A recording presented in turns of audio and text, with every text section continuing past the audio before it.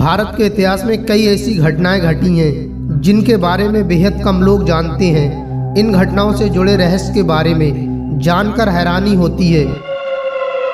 ये कहानी एक छोटे से गांव की है जहां हर शाम सूरज ढलने के बाद अजीबोगरीब घटनाएं होने लगती थीं। उस गांव में से डरावनी आवाजें आती थी। इस गांव का नाम था मिर्जापुर। गांव के लोग सामान्य जीवन जीते थे, लेकिन हर रात 10 बजे के बाद गांव में कुछ न कुछ अजीब घटना घटित होने लगती थी। लोगों को अक्सर रात में किसी के चिल्लाने की आवाजें सुनाई देती थी।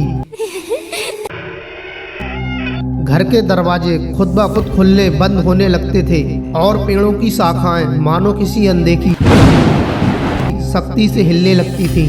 इसी गांव में एक अमन नाम का लड़का रहा करता था। वो एक बहादुर और हिम्मत वाला लड़का था। एक बार अमन ने गांव में घटित होने वाली घटनाओं की सच्चाई जानने का फैसला लिया।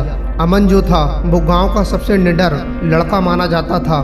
फिर अमन गांव में होने वाली घटित घटनाओं की सच्चाई जानने के लिए निकल गया। जब वह रात 10 बजे के बाद अपने घर से निकलता है और गांव के सबसे पुराने और सुनसान इलाके की ओर बढ़ता है, जहां लोगों का मानना था कि वहां आत्माओं का बसेरा है। अमन जैसे ही वहां पहुंचता है, फिर उसे अचानक से ठंडी हवा का झोंका महसूस होता है। उसने देखा कि एक पुरानी टूटी फूटी हवेली के आसपास एक परछाई हिल रही है। अमन हिम्मत बांधकर उस हवेली की ओर बढ़ने लगा। जैसे ही उसने हवेली के दरवाजे को छुआ, दरवाजा खुद ब खुद खुल गया। अंदर का नज़ारा देखकर उसकी आंखें फटी की फटी रह गईं।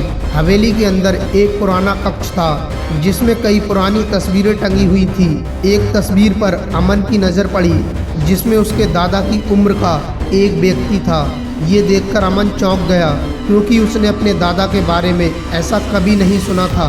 तस्वीर के पीछे एक चिट्ठी थी जिसमें लिखा था कि मिर्जापुर के इस कक्ष में एक खजाना छुपा है, लेकिन इसे पाना इतना आसान नहीं होगा।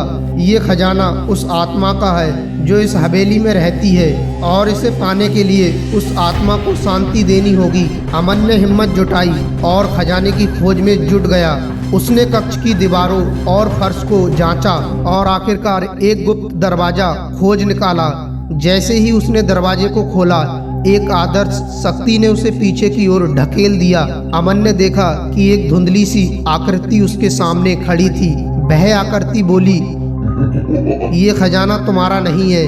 इसे पाने के लिए तुम्हें मेरी आत्मा को शांति देनी होगी।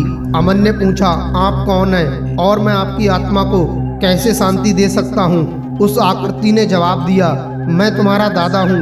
मैंने इस खजाने को अपने जीवन में प्राप्त किया था, लेकिन इसे संभाल नहीं पाया और मेरी आत्मा इसी हवेली में फंसी रह गई। मुझे शांति तभी मिलेगी जब तुम इस खजाने को गांव के लोगों की भलाई के लिए इस्तेमाल करोगे। अमन ने अपने दादा की बात मानने का वादा किया और खजाने को गांव के भले के लिए इस्तेमाल किया।